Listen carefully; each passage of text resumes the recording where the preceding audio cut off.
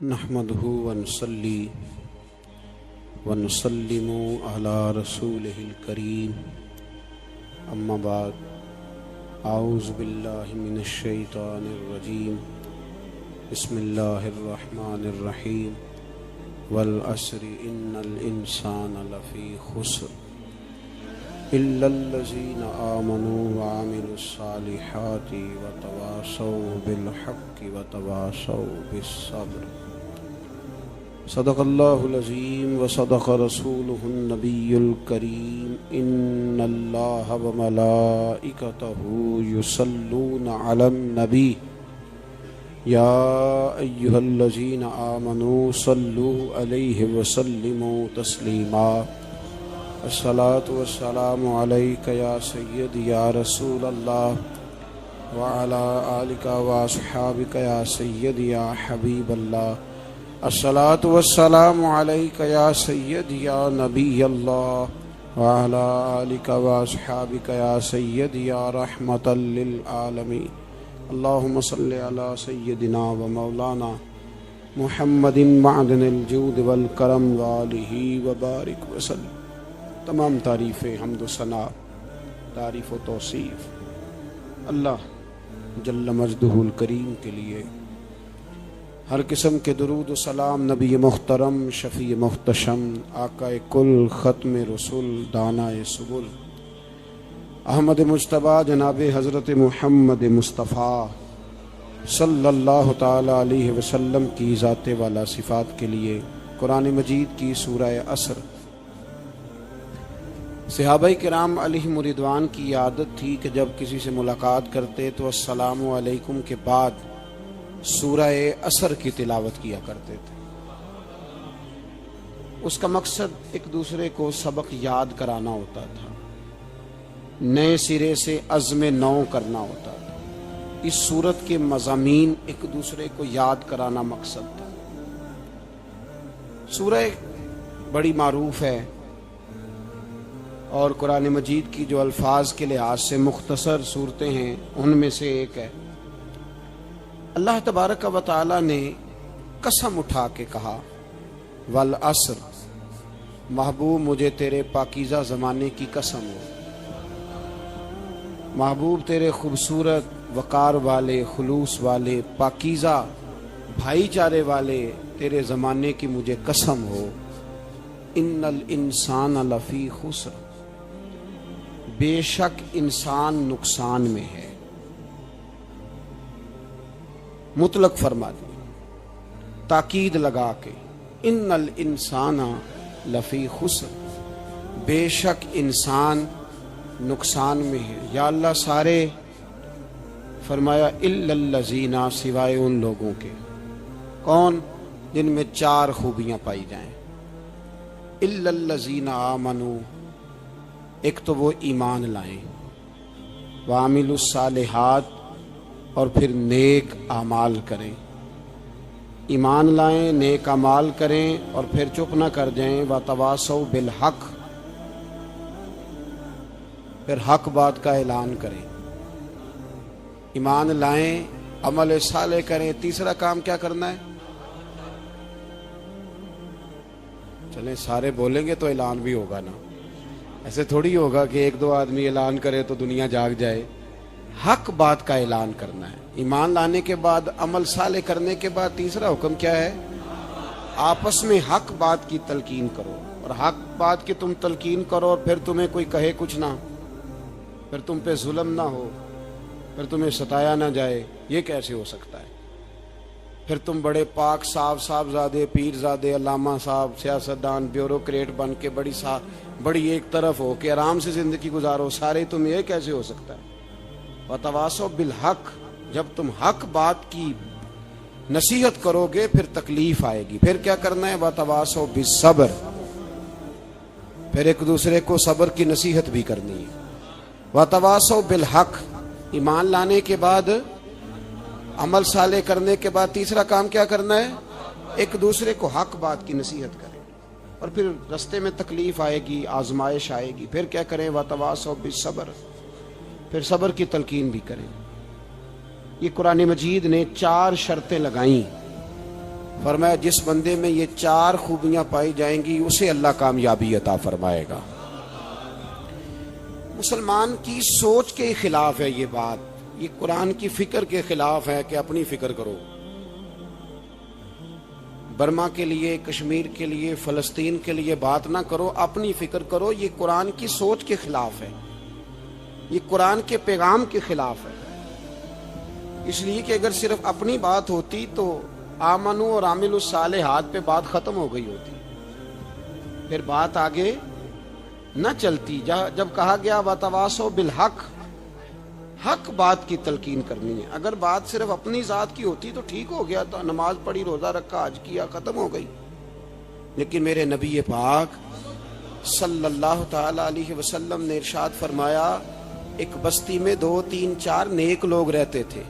میرے پیارے کریم رسول فرماتے ہیں 3 4 بڑے پرہیزگار، متقی، صاف ستھرے صوفی صاحب، درویش صاحب، علامہ صاحب، بڑے جو کہتے تھے بالکل جی میں کوئی بات نہیں کرتا، کسی بادشاہ کو نہیں چھیڑتا، میں تو بس لوگوں کو اللہ اللہ بتاتا ہوں، میرا کوئی تعلق نہیں، کوئی مرے کوئی جیے۔ بڑے نیک، صاف ستھرے، پرہیزگار۔ باقی ساری بستی گناہ کرتی تھی۔ نبی پاک علیہ السلام فرماتے ہیں رب کریم نے کچھ عرصے تک مہلت دی، پھر مشیت خداوندی، اللہ کا قانون حرکت میں آیا تو کہا جبریل ساری بستی تباہ کر دو، تباہ کر دو۔ اللہ مہلت دیتا ہے، مہلت دیتا ہے۔ ہم لوگ سمجھتے ہیں نہیں ہماری سیاسی چالیں صحیح چل رہی ہیں، اللہ مہلت دیتا ہے۔ رب کریم نے فرمایا جبریل انہیں تباہ کر دو، تو حضرت جبریل امین علیہ السلام نے عرض کی مولا وہاں تو تیرے 3 4 بڑے نیک بندے بھی رہتے ہیں، بڑے پرہیزگار، سچ بولنے والے، دیانتداری والے، حاجی صاحب، نمازی صاحب، صوفی صاحب، پیر صاحب، بڑے خوبصورت، ان کا کیا کریں؟ تو میرے محبوب پاک علیہ السلام فرماتے ہیں رب کریم نے فرمایا سب سے پہلے انہیں تباہ کرنا، سب سے پہلے انہیں سب سے پہلے، اور الٹ دو بستی، پہلے ان کا نمبر لگاؤ۔ یا اللہ ان کی کیا غلطی ہے؟ تو غلطی سن لیں، غلطی یہ ہے کہ انہوں نے 2 صفتیں پیدا کی ہیں، اگلی 2 پیدا کیوں نہیں کی؟ اِلَّا الَّذِينَ آمَنُوا وَعَمِلُوا الصَّالِحَاتِ پہ روک کیوں گئے، آگے کیوں نہیں بڑھے؟ اللہ کریم نے فرمایا جبریل دیکھو نا، میری نافرمانی ہوتی رہی اور ان کے چہرے پر کبھی شکن تک نہیں آیا، لوگ میرا قانون توڑتے رہے، انہیں کبھی برا ہی نہیں لگا، گناہ دیکھ کر کبھی خیال ہی نہیں آیا بدلنے کا۔ میرے بھائی امت مسلمہ اپنے لیے تو آئی نہیں دنیا میں، نبی پاک کی اس لیے تھوڑے آئے تھے کہ پیسے کمائیں، دنیا داری کریں، جھوٹ سچ ماریں اور رخصت ہو جائیں، بچے پیدا کریں۔ یہ کام تو ہندو، سکھ، بدھ مت سارے کر رہے ہیں، تو فقط اس کام کے لیے تھوڑی آیا ہے۔ کنتم خیر امت اخرجت للناس، اللہ فرماتے ہیں میرے محبوب کے غلاموں تم بہترین امت ہو، میں نے تمہیں امتوں کے بھلے کے لیے پیدا فرمایا ہے، تمہیں لوگوں کی امامت کے لیے دنیا میں بھیجا ہے۔ اے نوجوان مسلم کبھی یہ تدبر بھی کیا تو نے؟ وہ کون سا گردو ہے جس کا ہے تو ایک ٹوٹا ہوا تارا؟ تو نے کبھی سوچا ہے تو کیا ہے؟ پتہ ہے تجھے؟ روزی کماؤ، روٹی کماؤ، اور اب تو بہت سارے لوگ جھوٹ کی دنیا میں زندہ ہیں، جھوٹ بولتے ہیں اپنے آپ کے ساتھ، دائیں بائیں فراڈ کر رہے ہیں اپنی ذات کے ساتھ، خول بنا لیا اس میں بند ہو گئے، باہر ہی نہیں نکل۔ اپنے ملک کی سوچو، اپنی بات کرو۔ علامہ اقبال نے پتہ کیا کہا تھا؟ اقبال نے، یہ سنو جو لوگ کہتے ہیں پہلے پاکستان، برما کے مسلمان بعد میں کشمیر کے مسلمان پہلے سنو اقبال کیا کہتے ہیں۔ اقبال کہنے لگے ان تازہ خداؤں میں بڑا سب سے وطن ہے، ان تازہ خداؤں میں بڑا کون ہے؟ وطن کی محبت ایمان کا حصہ، اس میں شک نہیں، لیکن اگر اسلام سے پہلے وطن آ گیا تو اقبال کہتے ہیں ان تازہ خداؤں میں بڑا سب سے وطن ہے، اور جو پیرہن اس کا ہے وہ مذہب کا کفن ہے۔ فرماتے ہیں جو وطن اوڑھ لیتا ہے اس نے اپنے مذہب کو دفن کر دیا۔ سب سے پہلے پاکستان نہیں، سب سے پہلے رسول اللہ کا دین ہے، سب سے پہلے قرآن ہے، سب سے پہلے نبی پاک کا فرمان ہے، سب سے پہلے امت مسلمہ ہے۔ ان تازہ خداؤں میں بڑا سب سے وطن ہے، جو پیرہن اس کا ہے وہ مذہب کا کفن ہے۔ اور اقبال کہنے لگے قوم مذہب سے ہے، مذہب جو نہیں تم بھی نہیں. قوم مذہب سے ہے، مذہب جو نہیں. کوئی نہیں سمجھ آ رہی آپ کو میری بات؟ قوم کس سے ہے؟ پاکستانی ہونے سے، پنجابی ہونے سے، سندھی بلوچی پٹھان ہونے سے نہ. قوم مذہب سے ہے، اور مذہب جو نہیں تم بھی نہیں. یہ کیسے ہو سکتا ہے کہ مذہب نہ ہو اور بندہ زندہ رہے؟ یہ کیسے ہو سکتا ہے بھائی؟ کافر نے اصل میں جاگ ہی نہیں رہا، میں جاگتا ہی نہیں. میں جیب کی سوچتا ہوں، مسجد کی سوچتا ہوں، خانقاہ کی سوچتا ہوں، مدرسے کی سوچتا ہوں، دکان کی. سارا دن تو اس چکر میں لگا رہتا ہوں لوگوں کو ثابت کرنے میں کہ میں صحیح ہوں باقی غلط ہیں. میں تو اپنی ذات کے خول سے اٹھ ہی نہیں رہا. اور مجھے یہ اندازہ ہی نہیں کہ لیبیا سارا کٹ گیا، مصر کے ٹکڑے ٹکڑے ہو گئے. مجھے پتہ ہی نہیں کہ شام، جس کے بارے میں میرے نبی پاک علیہ السلام نے فرمایا مکے اور مدینے کے بعد اللہ نے سب سے زیادہ برکتیں ملک شام میں رکھی ہے، اور حضور نے فرمایا جس نے ہجرت کرنی ہو وہ شام جائے. اتنا اعلیٰ ملک سارا کٹ گیا. 4 ہزار لوگ ایک دن میں قتل ہو گئے. پر میرا گھر آباد ہے نا، کوئی حرج نہیں. وہ کٹتے ہیں تو وہ دور ہیں، کٹتے رہیں. فلسطین میں ہمارے یہاں معراج کی محفلیں بڑی جم کے ہوتی ہیں. سارے لوگ پڑھتے ہیں سبحان الذی اسریٰ بعبدہ لیلا من المسجد الحرام الی المسجد الاقصی. انہیں پوچھو روز قرآن مجید میں مسجد اقصی کا نام لینے والو تو مسجد اقصی کہتے ہو تو تمہیں اللہ کتنی نیکیاں عطا کرتا ہے. بتاؤ تو صحیح مسجد اقصی کدھر ہے؟ اور اب تو میری طرح کے مولوی آدھی حدیث سناتے ہیں، کہتے ہیں مسجد نبی میں ایک نماز پڑھو تو 50,000 کا ثواب، حرم شریف میں پڑھو تو 1,00,000 کا ثواب. مولانا حدیث یہاں سے شروع نہیں ہوتی. کھولو تو صحیح کنز المال، پڑھو مسند امام احمد بن حنبل، حدیث تو یہاں سے شروع ہوتی ہے. میرے نبی پاک نے فرمایا مسجد اقصی میں جس نے ایک نماز پڑھی 25,000 کا ثواب، اور میری مسجد میں جس نے ایک نماز پڑھی 50,000 کا ثواب، اور اللہ کے گھر بیت اللہ جس نے پڑھی 1,00,000 کا ثواب. مسجد اقصی کا تو ذکر ہی چھوڑ گیا ہے. کیوں؟ وہ مسجد جس کی طرف منہ کر کے 15 سال میرے نبی پاک نے نماز ادا کی. کس نے؟ بولیے گا. 15 سال تک، 2 ہجری میں 13 سال مکے میں، 2 سال مدینے میں، مسجد اقصی کی طرف جدھر منہ کر کے تیرے اور میرے رسول نماز پڑھتے رہے. آج وہ مسجد یہودی کے قبضے میں ہے. کئی جمعے تالا رہتا ہے، وہاں نماز نہیں پڑھنے دی جاتی. مجھے کیا لگے اس بات سے؟ میری مسجد میں تھوڑی لگا ہوا ہے. ایسی ہوا چلی ہے کہ ہر شخص سوچتا ہے تمام شہر جلے بس ایک میرا گھر نہ جلے. بھائی یہ وہ دور ہے جس دور میں ذرا سی بھی کسی شخص کو تکلیف ہوتی ہے تو عالمی میڈیا پہ بات جاتی ہے، موبائل جیبوں میں فوراً تصویریں کیش ہوتی ہیں. میں اور آپ، ہمارا اس قوم سے تعلق ہے جس قوم کے بچے کٹ گئے، ذبح ہو گئے.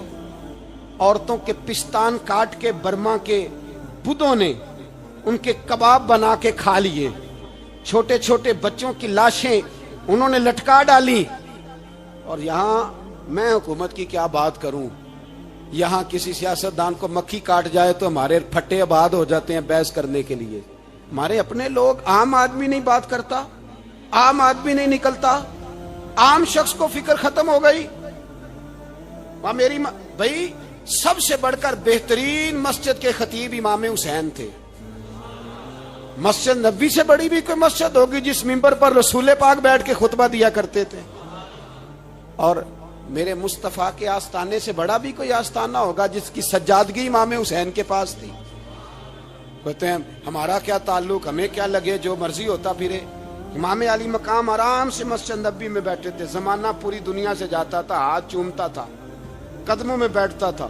اتنے بڑی عظمت والی بھی کوئی شخصیت ہوگی جس کے رگوں میں رسول اللہ کا خون دوڑتا ہے، جسے حضور اپنی زبان مبارک اس طرح وہ چوسا کرتے تھے جیسے عرب کے لوگ پیاس کے عالم میں کھجور چوسا کرتے تھے. اتنا بڑا بھی کچھ شخص تھا. لیکن جب دین پہ کڑا وقت آیا تو حسین نے مسجد کی خطابت نہیں بچائی، آستانہ نہیں بچایا. امام علی مقام نے کہا کوفہ لٹتا ہے تو لٹتا رہے، دمشق میں فساد ہوتا ہے تو ہوتا رہے، وہ ملک شام کی بچیاں رو رہی ہیں تو روتی رہیں کہ ہم پہ یزید قابض ہو گیا، میری مسجد آباد ہے، کافی ہے. نہ، امام حسین نکلے اور نکل کے کہنے لگے جنت البقیع والی جگہ پہ کھڑے ہو کہ یا رسول اللہ میں جا رہا ہوں اور آپ کے لیے جا رہا ہوں، اس لیے کہ مجھے اس شام کو بچانا ہے جس شام میں رسول اللہ کا کلمہ پڑھنے والے لوگ بستے ہیں، مجھے کوفہ دمشق مصر کے لوگوں کو بچانا ہے، نانا تیرے کرم کے خزینے کی خیر ہو، میں جا رہا ہوں تیرے مدینے کی خیر ہو۔ نکل کھڑے ہوئے امام علی مقام، میدان میں نکلے، کس کے خلاف؟ بولے کون تھا؟ یزید مسلمان تھا، اس وقت تک تو سب نے مسلمان لکھا ہے، جس نے کافر کہا شہادت امام حسین کے بعد کہا۔ جرم کیا تھا؟ میری گردن جھک جاتی ہے جب میں یہ بات کرتا ہوں، ایمانداری سے کہہ رہا ہوں، جوش خطابت نہیں، میری گردن جھکتی ہے جب میں یہ لفظ ادا کرتا ہوں۔ امام علی مقام اس شخص کے خلاف نکلے، سارے خطبے امام حسین کے پڑھ کے دیکھو، امام حسین نے فرمایا یزید شرابی ہے، شرابی مسلمانوں کا حکمران ہو سکتا؟ آپ نہ بولیں بے شک، پر بات تو سچی ہے نا۔ امام حسین نے فرمایا شرابی کو ووٹ دیا جا سکتا؟ فرمایا رنڈیوں کا ناچ دیکھتا ہے جو مجرے دیکھے، جو رنڈیوں کے ناچ دیکھے وہ مسلمانوں کا حکمران ہو سکتا؟ امام حسین میدان میں نکلے اور 18 سال کے علی اکبر سے لے کر 6 مہینے کا علی اصغر دے دیا، لیکن شرابی کو برداشت، بے حیا کو برداشت تو میں کیسے کرتے؟ دوستی قاتل سے بھی، مقتول سے یارانہ بھی، اپنی جیب سے فلیکسیں چھپوا کے ظالموں جابروں بدماشوں کو ووٹ دیتے ہو۔ امام حسین کو تیری دیگ کی ضرورت ہے جو تو 10 محرم پہ پکاتا ہے، چاولوں کی ضرورت ہے جو تو نے 9 محرم کو پکائے، ان کو اس بریانی کی عادت تھی جو تو نے پکائی ہے۔ میرے گھر میں فلاں MNA MPA صاحب آ گئے تھے، امام حسین کے گھر کے اندر یزید نے پیغام بھیجا، اس نے کہا جیسے کہو گے کر لوں گا، جتنے پیسے کہو گے دے دوں گا، جتنی مسجدیں کہو گے بنوا دوں گا، جتنے ادارے کہو گے تعمیر ہو جائے، مجھے نہ چھیڑو۔ آپ نے فرمایا نا، مسجد مدرسے اس وقت آباد رہتے ہیں جب حکمران صحیح ہوتے ہیں، اور جب حکومتیں غلط ہوتی ہیں تو پھر مساجد آباد، پھر مدارس کی آباد کاری ہو ہی نہیں سکتی۔ میں دین میں نیا رکھنا کھول دوں؟ امام علی مقام کھڑے ہوئے، پر میں کیا کروں؟ حکومت کیا کروں؟ حکومت سے کیا کہوں؟ اگر میری ملت کے اپنے جوان کے موبائل میں رنڈیوں کا ناچ ہو تو 10 محرم کو تو امام حسین کربلا میں تڑپ جاتے ہوں گے۔ اگر 9-10 محرم کو جو نکلا امام علی مقام کی بات کرنے کے لیے، وہ نوجوان اگر سگریٹ کا، شراب کا، بدماشی کا عادی ہو تو حضرت علی اصغر کہیں گے نا میری قربانی کا کیا بنا؟ وہ تو نکلے تھے عریانی اور فحاشی کے خلاف، اور اگر ملت کا جوان روز چوک میں کھڑے ہو کے لڑکیوں کو تاڑتا ہو تو حضرت علی اکبر تو اپنی قبر میں روتے ہوں گے کہ یہ اس قوم کے لیے جان دے دی جو آج یزیدی طریقوں پہ عمل کر رہی ہے، جو ساری رات گند دیکھ کے سوتی ہے، جو ساری رات بے حیائی، فحاشی اور عریانی میں لگی رہتی ہے، ان لوگوں کے لیے جان دے دی۔ اتنا ظلم ان شہیدوں کے ساتھ، اور 10 محرم کو دیگ پکا کے کہتا ہے میں امام حسین کا ماننے والا ہوں، میں امام علی مقام سے پیار کرنے والا ہوں۔ نہ بھائی، نہ دو رنگی چھوڑ کے یک رنگ ہو جا، سراسر موم ہو جا یا سنگ ہو جا، امت مسلمہ کو بیدار ہونا پڑے گا۔ امام علی مقام میدان میں نکلے، ڈٹ کے نکلے، اور امام نے فرمایا میدان میں نکل کر کہ میرا وطن مدینہ ہے، میرا وطن مدینہ ہے، پر مدینہ بعد میں، رسول اللہ کا دین پہلے۔ تو پاکستان کی بات کرتا ہے؟ امام علی مقام نے فرمایا مدینے کی شہریت بعد میں، رسول اللہ کا دین پہلے، اور تیرے تو بچے عام سے ہیں۔ امام حسین نے فرمایا میری گود میں جو بچے ہیں وہ رسول اللہ کے نواسے ہیں، پر بچے بعد میں، نبی پاک کا دین پہلے۔ آپ نے فرمایا تیری بیٹی بڑی باوقار ہوگی، اس کی بڑی عزت ہے، تو کہتا ہے بیٹی کی وجہ سے بلیک میل ہو گیا، لیکن جو شان خدا نے حسین کی بیٹی کو عطا فرمائی، جن بچیوں کا سر کا بال ننگا ہو جائے، سر کا بال ننگا ہو جائے، تو امام شورانی فرمایا کرتے تھے اگر مدینے میں کسی سید زادی کے سر کا بال ننگا ہوتا تھا تو سورج اپنا منہ چھپا لیا کرتا تھا، سورج چھپ جاتا تھا بادلوں کی اوٹ میں، اور مدینے والے سمجھ لیتے تھے کہ گھر میں کام کرتے کرتے کسی سیدزادی کے سر کا کوئی بال ننگا ہو گیا. ان شہزادیوں کا اتنا وقار. اور امام علی مقام نے فرمایا بیٹیوں کی فکر بعد میں, رسول اللہ کا دین پہلے. پہلے رسول اللہ کا دین. قوم مذہب سے ہے, مذہب جو نہیں تم بھی نہیں. یاد رکھ میرے بھائی, امام علی مقام رضی اللہ تعالیٰ عنہ نے میدان میں نکل کر پہلے مذہب کی بات کی. اور آج دین نبی دا وانگ یتیمہ رووے تے کرلاوے تے آکھے میں کتھوں لبا عمر بہادر, میں کتھوں لبا عمر بہادر جیڑا مینوں سینے لاوے. معصوم بچے, معصوم. آج تک کدھر ہے تمہارا اقوام متحدہ؟ بلاؤ نا اسے. بھیک مانگتے پھرتے ہو کافروں سے, بھیک مانگتے ہو. بچہ شام کو گھر نہ آئے تو ماں دروازے پہ نظر لگا کہتی بیٹے ٹائم پہ آ جایا کر, مجھے نیند نہیں آتی. وقت پہ. برما کی اس ماں سے بھی جا کے پوچھو جس کا بچہ پلٹ کے آئے کوئی نہیں, آیا ہی نہیں, اس سے بھی پوچھو. بچے نے آدھی رات کو روٹی مانگ لی تو فالج زدہ ماں, اس کو فالج تھا, وہ رینگتی ہوئی اٹھی اور اس نے اپنے لال کو روٹی پکا کے دی. باپ کہتا رہا چل چھوڑ سو جا بیٹے تیری اماں. اس نے کہا نہیں مجھے نیند نہیں آتی, بیٹا بھوکا ہے. اس ماں سے بھی کبھی پوچھ, اس ماں سے جو بنگلہ دیش کے خیمے میں بیٹھی ہے تو بی بی سی لندن کا رپورٹر کہتا ہے کہ تیری خواہش کیا ہے؟ کہتی کوئی بھی نہیں. چلو 2 دن کے بعد ہی صحیح میرے بیٹے کو ایک روٹی دے جایا کرو. اے روٹی مانگتا ہے مجھ سے, میں کدھر سے لاؤں؟ یہ لوارث قوم ہے. میں حکمران سے جا کے بات کروں جب میرا اپنا نمازی مسلمان کہتا ہے پہلے پاکستان کے بچے تو پال لو. میرے بھائی تجھے خبر ہی نہیں. یہ تو جانا تو کبھی گنبد خضرا پہ تو میرے مصطفیٰ نے فرمایا من ازا مسلم فقد ازانی. فرمایا جب میرا مسلمان تکلیف میں ہوتا ہے تو میں گنبد میں تکلیف میں ہوتا ہوں. مجھے درد ہوتا ہے, مجھے اذیت ہوتی ہے. پوچھ جا کے محبوب پاک سے. میرے عزیز کسی کو غم ہی نہیں ان لوگوں کا, کسی کو پرواہ ہی نہیں, کچھ سوچتا ہی نہیں ان کے بارے میں. میں اپنے گھر میں مست ہوں, آپ اپنے گھر میں مست ہیں. میرے رسول اللہ کی امت لٹ گئی ساری, جگہ جگہ تباہی. 1 انچ دھرتی پر زمین ایسی نہیں جو کافر کی ہو اور خون بہتا ہو. ایک ریمنڈ ڈیوس امریکی کتا یہاں بند تھا مسلمانوں کے قتل میں. انہیں اپنی قوم کی اتنی فکر تھی وہ راتوں رات چھڑا کے لے گئے. لیکن میری اور تیری بہن عافیہ صدیقیہ سالوں سے بند ہے. تڑپ کے پوچھا ہے مسلمانوں نے کہ اس کی غلطی تو بتاؤ, اس کا قصور نہیں پر وہ بند ہے. کوئی نہیں بات کرنے والا, کوئی نہیں. مسجد جانے جمعہ تو پڑھانا ہے, اس میں غرض نہیں درد ہے کہ نہیں کہ اس میں تو اتنا پتہ ہے 1 گھنٹے تقریر ہے کرنی ہے. پیر صاحب صبح سے شام تک تعویذ لکھتے, سیاستدان صبح سے شام تک جنازہ بھی تب پڑتا ہے کہ مجھے ووٹ ملیں گے. تاجر کہتا ہے بس دکان چلنی چاہیے, مر جائے میری طرف سے ساری دنیا. بس کرو, اس خول سے باہر نکلو. اے نوجوان مسلم, کبھی یہ تدبر بھی کیا تو نے وہ کون سا گردوں ہے جس کا ہے تو ایک ٹوٹا ہوا تارا؟ تو نے سوچا ہی نہیں کبھی, تجھے کبھی خبر ہی نہیں ہوئی کہ یہ کس قدر بڑا کام تھا؟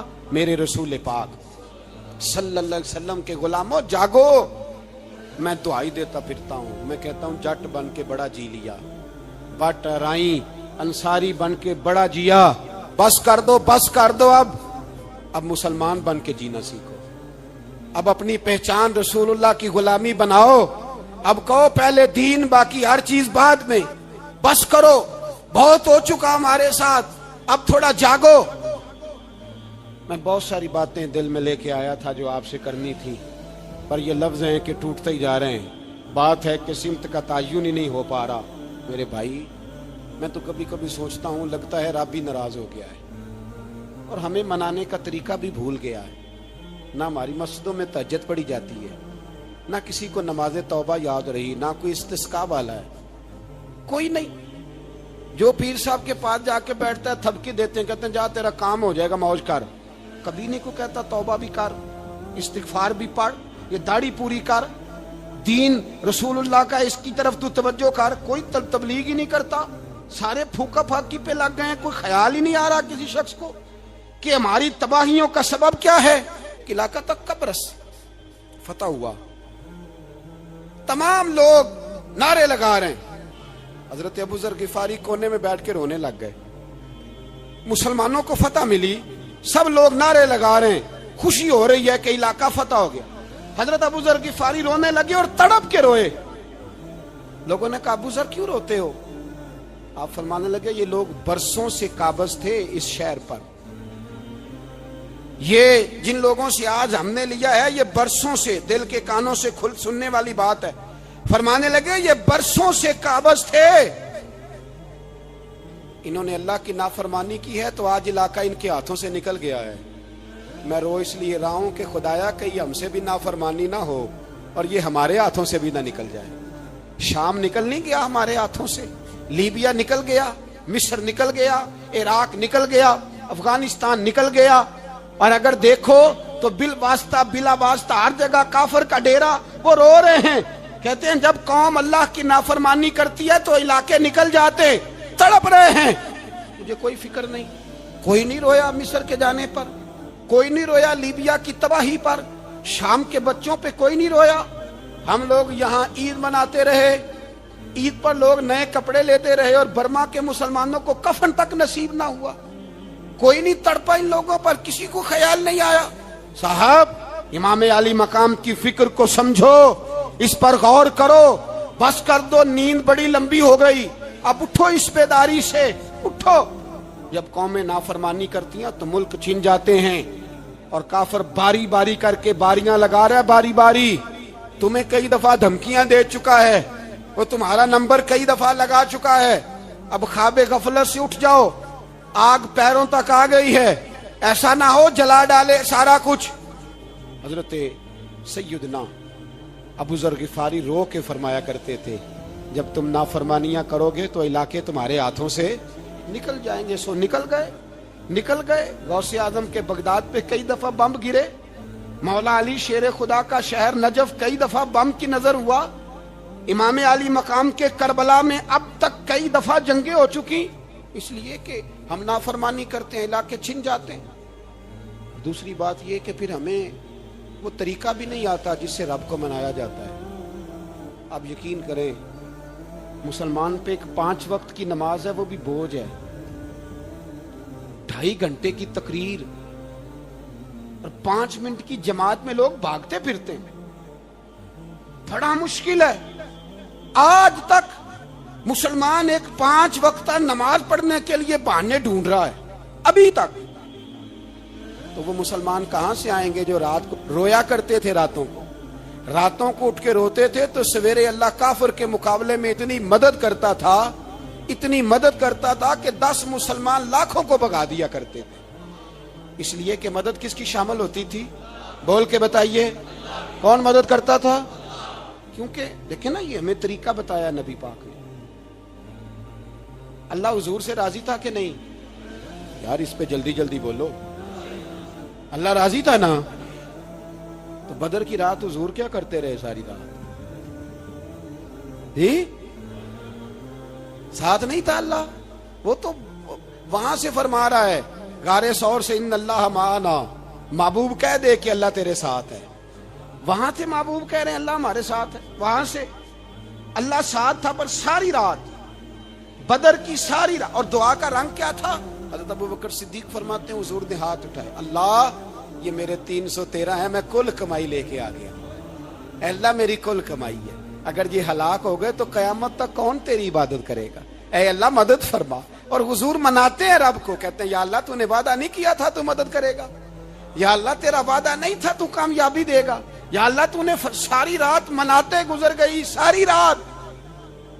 صبح کا اجالا چمکا تو حضرت ابوبکر فرماتے اتنا لمبا سجدہ کیا, حضور سجدے میں تھے, میں دیکھتے دیکھتے تھک گیا, میں سجدے کی حالت میں ہی حضور پر لیٹ گیا, لپٹ گیا. میں نے کہا محبوبہ سر اٹھائیں, وہ دیکھیں اللہ نے مدد نازل فرما بھی دی ہے. اٹھائیے سر. حضور نے اللہ کو منایا, نبی پاک منایا کرتے تھے. ہم اب سجدوں میں بھی نہیں جاتے, اتنی سو گئی امت, سجدوں تقریروں سے انقلاب لانا چاہتے ہیں. ہم خالی نعروں سے انقلاب برپا کرنا چاہتے ہیں. لوگ جب روتے تھے بوڑھے لوگ سجدوں میں, اور عالم فاضل صوفی کی تو کیا بات ہے نا, وہ تو اللہ کے نمائندے ہیں کہ جس کے صرف سفید بال ہو جائیں. میرے نبی پاک علیہ السلام نے فرمایا رب تو ان کی بڑی عزت کرتا ہے, ان کی بڑی. اور میرے نبی پاک نے فرمایا گناہگار مومن بھی جب دعا کے لیے ہاتھ اٹھاتا ہے تو اللہ فرماتا ہے فرشتوں اسے خالی نہ لوٹانا, مجھے شرم آتی ہے اسے خالی. پر تو اٹھاتا ہی نہیں, تو اسے مناتا ہی نہیں, تو کبھی لپٹا ہی نہیں, تو نے کبھی کہا ہی نہیں کہ یا اللہ آ میں تجھے لے جاؤں. حضرت سعد بن ابی وقاص کے پاس قادسیہ کی جنگ ہو رہی تھی, کافر بلا رہا تھا آؤ اگر کوئی ہے تو آؤ, آؤ مقابلے میں. حضرت سعد بن ابی وقاص نے گھوڑے دوڑا دیے, دشت تو دشت ہیں صحرا بھی نہ چھوڑے ہم نے, بحر ظلمات میں دوڑا دیے گھوڑے ہم نے. حضرت سعد بن ابی وقاص نے گھوڑے دوڑائے, آگے دریا آ گیا, کوئی پل نہیں کوئی شے نہیں. اسلام کی عزت کا سوال ہے. حضرت سعد بن ابی وقاص نے ہاتھ اٹھائے اور کہا اے اللہ اگر تو موسیٰ کی نافرمان قوم کو رستہ دے سکتا ہے تو ہمارے دلوں کو جانتا ہے, ہم تو اپنے رسول کے فرما بردار غلام ہیں. آنا مہربانی کر کی اگر تو نے دل مسلم کی دل جوئی نہیں تو ہمیں تانا دیں گے بت کے مسلم کا خدا کوئی نہیں. کہا اے اللہ مہربانی فرما اگر تو حضرت وَإِذْ فَرَقْنَا بِكُمُ الْبَحْرَ فَأَنْجَيْنَاكُمْ وَأَغْرَقْنَا آلَ فِرْعَوْنَ, اگر تو حضرت موسیٰ کی قوم کے لیے دریا پھاڑ سکتا ہے تو ہم تو نبی پاک کے غلام ہیں. صحابہ کہتے ہیں جناب سعد نے دعا مانگی تو دریا نے رستہ عطا فرما دیا. یار تو دعا بھی نہیں مانگتا. حضور نے فرمایا دعا صلاح المومن, دعا مومن کا ہتھیار ہے, تو نے یہ بھی چھوڑ دیا ہے. اب تو باتیں کر کے تبصرے کر کے ٹی وی دیکھ کے اپنی رائے قائم کر کے کمنٹس کر کے سو جاتا ہے, یہ بھی سوتا خشک ہو گیا. تو دعا تک نہیں مانگتا. فرماتے ہیں دعا مانگی تو دریا نے رستہ دیا, اور جب اس کنارے نکلے حضرت سعد کہنے لگے کسی کی کوئی شے تو نہیں رہ گئی دریا میں, کچھ چیز تو نہیں رہ گئی. ایک صحابی کہنے لگے پیالہ رہ گیا ہے. تو حضرت سعد فرمانے لگے او دریا ہمارا پیالہ واپس نہیں کر دیتا. تو کہتے ہیں کہ لہر آئی تو پیالہ بھی باہر پھینک گئی. او بھائی ہم اسی رسول کا کلمہ پڑھتے ہیں جن کا حضرت سعد بن ابی وقاص نے کلمہ پڑھا تھا. اور کسی جگہ میرے نبی پاک نے نہیں فرمایا اللہ صحابی کی سنے گا بعد میں آنے والوں کی نہیں سنے گا, کسی جگہ نہیں کہا. پر تو کشکولے دعا بھی نہیں اٹھاتا. مصیبت میں بھی اب یاد خدا ہم کو نہیں آتی, دعا منہ سے نہ نکلی جیبوں سے عرضیاں نکلی, تو یہ کام بھی نہیں کرتا. میرا دل کرتا تھا چلو اور کچھ نہ ہو مسجدوں میں اجتماعی دعا ہی ہو جائے, پر اس طرف بھی توجہ نہیں. وہاں بھی کہتے ہیں مولوی صاحب جلدی کرو گھر جانا ہے, اتنی لمبی دعا, اور کمنٹس کر رہے ہیں لوگ کہتے ہیں آپ اپنے گھر کی سوچیں. میرے بھائی دعا. صلاح الدین ایوبی فلسطین کی جنگ لڑ رہے تھے, خبر آئی کہ عیسائیوں کا ایک بحری بیڑا بحری جہاز اسلحہ لے کے آ رہا ہے, نیزے ہیں تلواریں ہیں تیر ہیں. صلاح الدین ایک بزرگ تھے, ان سے ملے تو کہنے لگے بابا جی آپ بھی دعا کرو. میں بھی دعا کرتا ہوں. مسلمانوں کے پاس پہلے اسلحہ نہیں, عیسائیوں نے اور منگا لیا ہے, کہیں ایسا نہ ہو مسلمانوں کے خلاف اتنا اسلحہ استعمال ہو. یہ بات کہی, بابا جی کو دعا کا کہا, خود مسجد اقصی میں ساری رات روتے رہے. صلاح الدین ساری رات, ہمارا حکمران جسے ربنا آتنا فی الدنیا پوری نہیں پڑھنی آتی, اور اب تو ایسے پیر آ گئے میدان میں جو سورہ فاتحہ سیدھی نہیں سنا سکتے الا ماشاءاللہ. ساری رات صلاح الدین ایوبی روتے رہے. وہ بزرگ کہتے ہیں میں بھی کونے میں تھا, پر جس درد سے اس نے دعا مانگی میں نہیں مانگ سکا. سویرے خبر آئی کہ دشمن کا وہ بحری بیڑا جو اسلحہ لے کے آ رہا تھا دریا میں غرق ہو گیا ہے. صبح خبر آئی تو وہ شخص ایک آگے بابا جی سے کہنے لگا بابا جی وہ بحری بیڑا دریا میں غرق ہو گیا. تو بابا جی رو پڑے, کہنے لگے دریا میں غرق نہیں ہوا, صلاح الدین ایوبی کی آنسوؤں میں غرق ہو گیا ہے. اس کے آنسوؤں میں غرق ہو گیا ہے, اس نے رب سے دعا ہی ایسی مانگی اس کے آنسوؤں میں. تو دعا بھی نہیں مانگتا میرے بھائی مسلمانوں کے لیے, تو دعا بھی نہیں مانگتا. امام حسین میدان کربلا میں تھے, ایک راوی کہتا ہے 3 دن پانی بند رہا ہے, روٹی بند رہی ہے, پر قرآن پاک کی تلاوت 1 منٹ کے لیے بھی بند نہیں ہوئی, دعا اور التجا 1 منٹ کے لیے بھی بند حسین کے خیمے سے یہ آواز بار بار آتی رہی، یا اللہ استقامت بھی دے اور صبر بھی عطا فرما۔ دعا کا رستہ بند، تلاوت بند نہیں ہوئی، اللہ کی بارگاہ میں سجدے بند نہیں ہوئے، تو چھوڑ گیا ہے۔ تو دعا تک نہیں مانگتا؟ دعا تو انقلاب برپا کر دیتی ہے، دعا تو حالات بدل دیتی ہے، دعا تو تبدیلی لے آتی ہے۔ کوئی بیٹھا ہوا مجھے دور دعا دیتا ہے، بس دعا دیتا، فقط دعا دیتا ہے۔ کوئی بیٹھا ہوا مجھے دور دعا دیتا ہے، میں ڈوبتا ہوں پر سمندر اچھال دیتا ہے۔ وہ بھائی تو دعا بھی چھوڑ گیا۔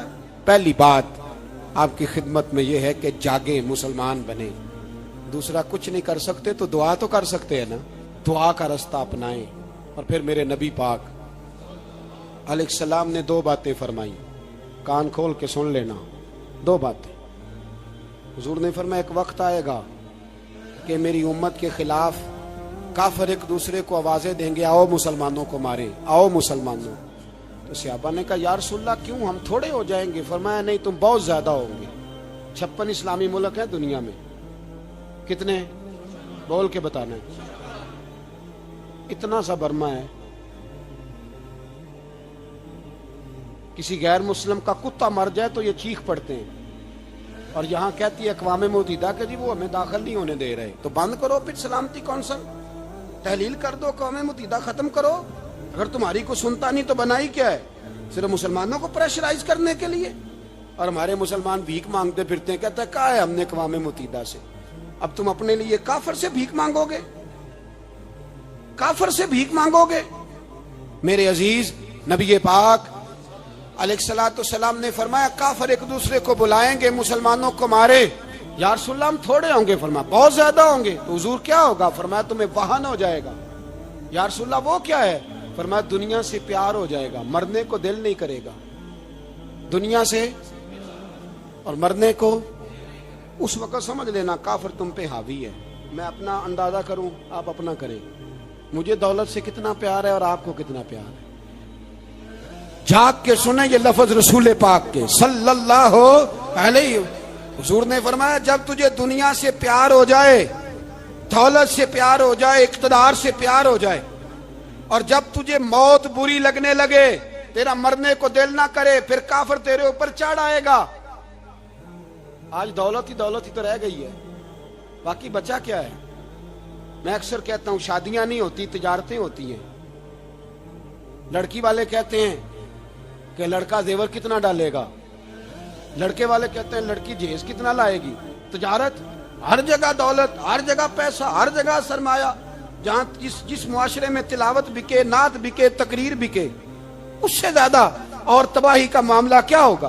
میرے عزیز، میرے رسول پاک علیہ الصلوۃ والسلام کے صحابہ کے قریب دنیا داری آ سکی نہیں آئی۔ حضرت ابو بکر صدیق نے پانی مانگا تو لوگوں نے دودھ دیا، فرمایا پیچھے کرو۔ ابو بکر نے نعمتیں چھوڑ دیے۔ اب ابو بکر وہ والا کام کرتا ہے جو رسول پاک نے کیا ہے۔ فرمایا نہ دودھ شاید پیش نہ کرو، جو مانگتا ہوں بس وہ دو۔ حضرت ابو بکر صدیق نے بڑے مالدار تھے۔ حضرت عمر فاروق رضی اللہ تعالیٰ عنہ کے پاس صحابہ کرام جمع ہو کے آئے، کون سا ایسا شخص ہے جس کی تنخواہ میں اضافہ ہو جائے؟ تو لوگ کہتے ہیں نہیں مجھے نہیں چاہیے۔ پر ہم نے وہ لوگ دیکھے، حاجی صادق صاحب کو مسجد والوں نے کہا 1000 روپیہ تنخواہ بڑھانی ہے، تو حاج صاحب کہنے لگے میرا بڑا سونا گزارا ہوتا ہے، مینوں یہ نہیں بڑے نے۔ حضرت سیدنا عمر فاروق رضی اللہ عنہ صحابہ اکٹھے ہو کے گئے، کہنے لگے عمر حضور کے زمانے میں بظاہر غربت رہی، جناب صدیق اکبر کے زمانے میں غربت، اب تو بڑی ریل پیل ہے، بحرین سے لاکھوں کا مال آتا ہے، آپ کو بڑے بڑے سفیر ملنے آتے ہیں، پر آپ وہی پرانا کرتا اور وہی طامت جو کئی جگہ سے سی آپ نے کئی جگہ سے پھٹی۔ اور حضرت عمر ایک دن عید کی نماز پڑھانے گئے تھے تو ننگے پیر ہی چلے گئے۔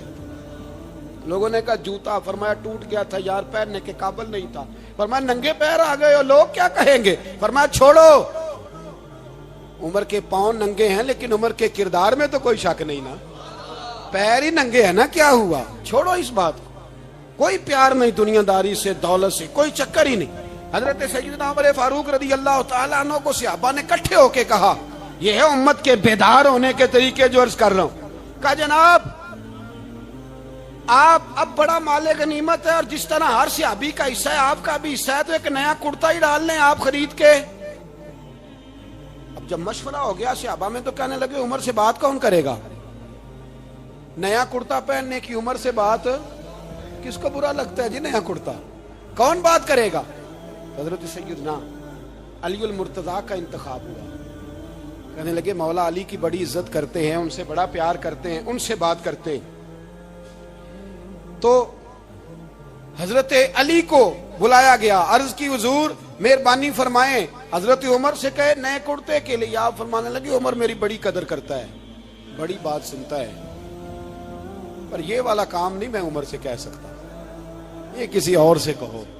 تو کہنے لگے آپ رہنمائی کر دیں کس کو کہیں؟ تو جناب علی المرتضیٰ فرمانے لگے اگر حضرت عائشہ صدیقہ سے کہو گے تو عمر فوراً مان جائے گا، وہ مومنوں کی ماں ہیں۔ صحابہ حضرت عائشہ کے پاس اماں جی عمر کو بلائیں، ان کو کہیں بڑے بڑے سفیر آئے ہوتے ہیں، وہی پرانے کپڑے پہن کے بیٹھ جاتے ہیں۔ اللہ اکبر۔ حضرت عائشہ نے پیغام بھیجا، فرمایا عمر کو بلاؤ۔ عمر فاروق دوڑے ہوئے آئے، پردے کے پیچھے حضرت عائشہ کے پاس گھٹنوں کے بل، اماں جی دیر تو نہیں کر آیا میں آنے میں؟ حکم ہو، حضور کے گھر سے پیغام آیا، بڑے بڑے سفیروں کو چھوڑ کے بھاگے۔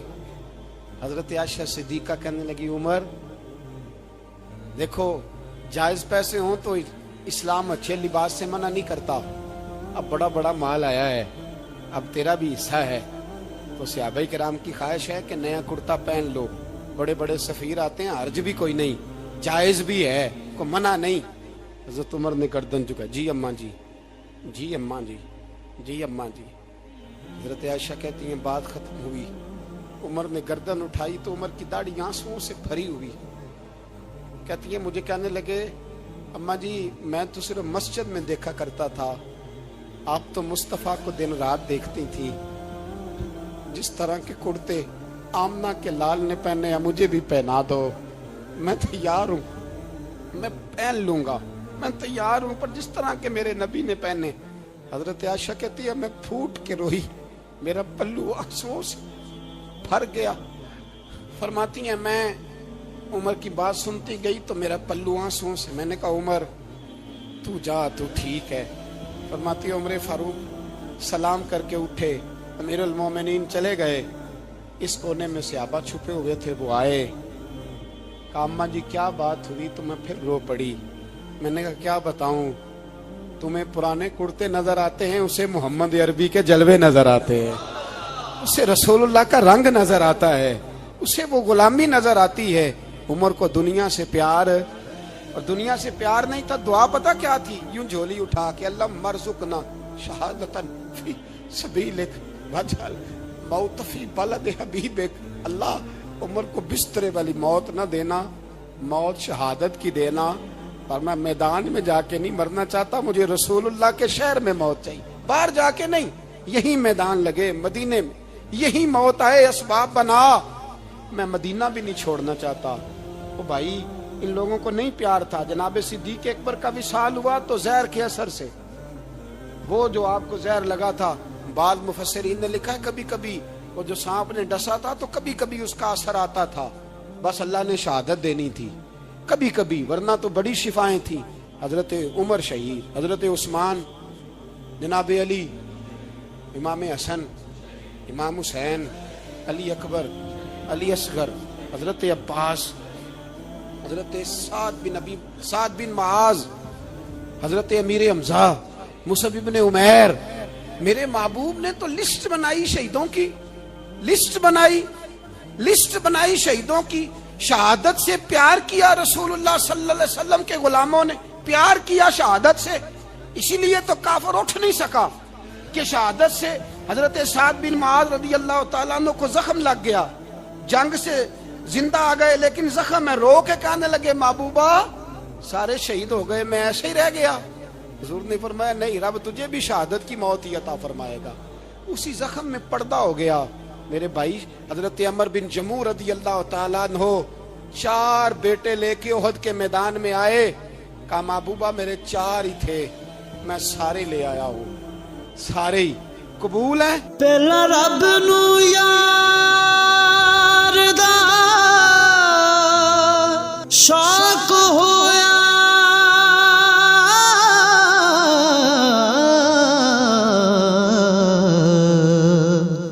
نبی پاک دا کرن جمال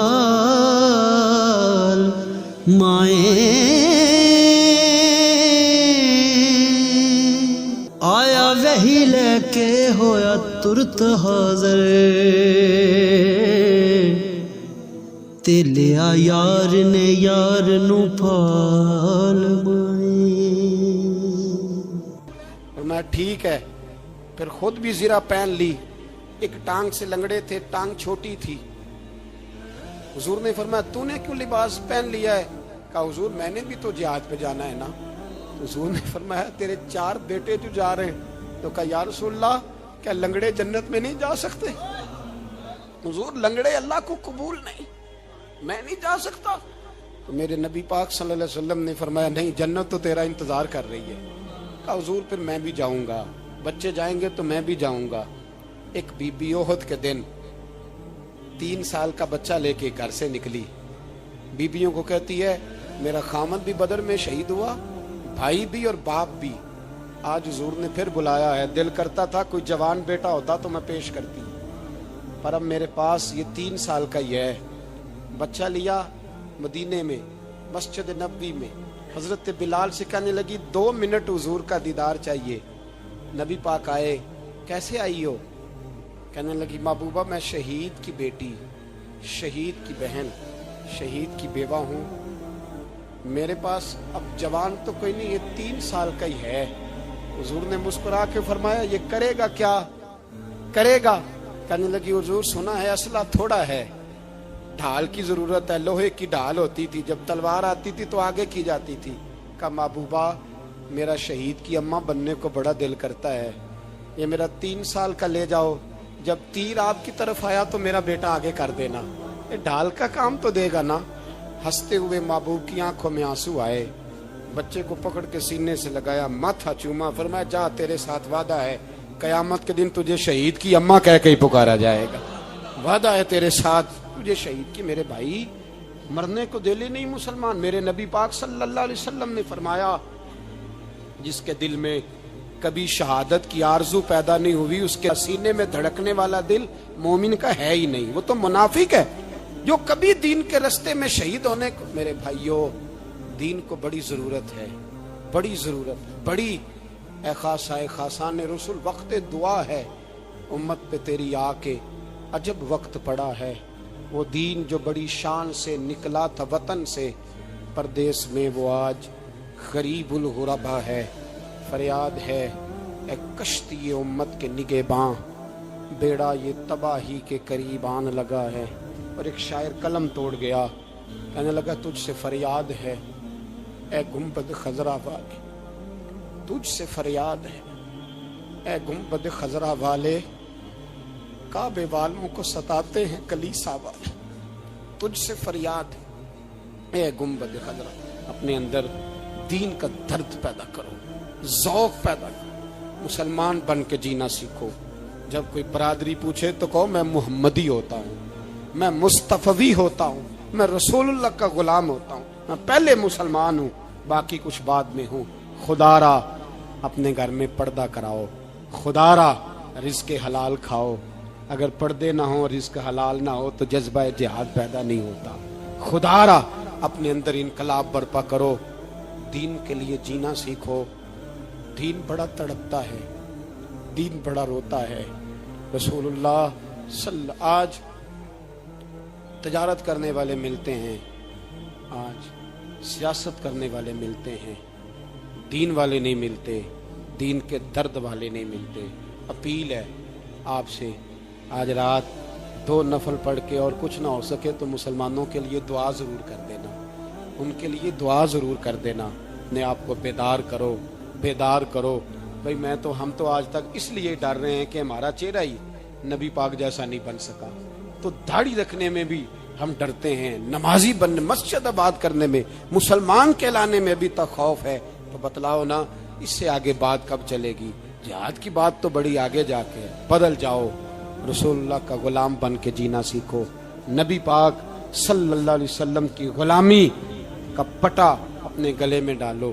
یہی امام حسین کی سوچ ہے، یہی امام علی مقام کا پیغام ہے۔ اس کو کبھی فراموش نہ کرنا. امام حسین ہمیں بتا گئے سارا کچھ لٹ جائے پر دین کے اندر کوئی نقص واقعہ نہ ہونے پائے. کوئی شرابی، کوئی بے ایمان، کوئی لٹیرا کبھی اس کے سپورٹر نہ بننا. ہمیشہ وہ کسی شاعر نے کہا تھا ہم سے نہ رقم ہوں گے قصیدے یزید کے. کسی نے کہا کسی ظالم نے میری سپورٹ کر، میری بات کر، تو اس نے کہا ہم سے نہ رقم ہوں گے قصیدے یزید کے، کیونکہ ہم لوگ تو حسین کے سیرت نگار ہیں. ہم لوگ تو حسین کے سیرت نگار ہیں. یہ محرم کے جو دن ہے یہ انقلاب کے دن ہے، رونے پیٹنے کے نہیں، انقلاب کے دن، جذبوں کی بیداری کے دن، ظلم کی آنکھوں میں آنکھیں ڈالنے کا جذبہ پیدا کرنے کے دن. اس کو اسی رنگ میں لو. اے خالق کائنات اپنے محبوب کی امت پہ رحم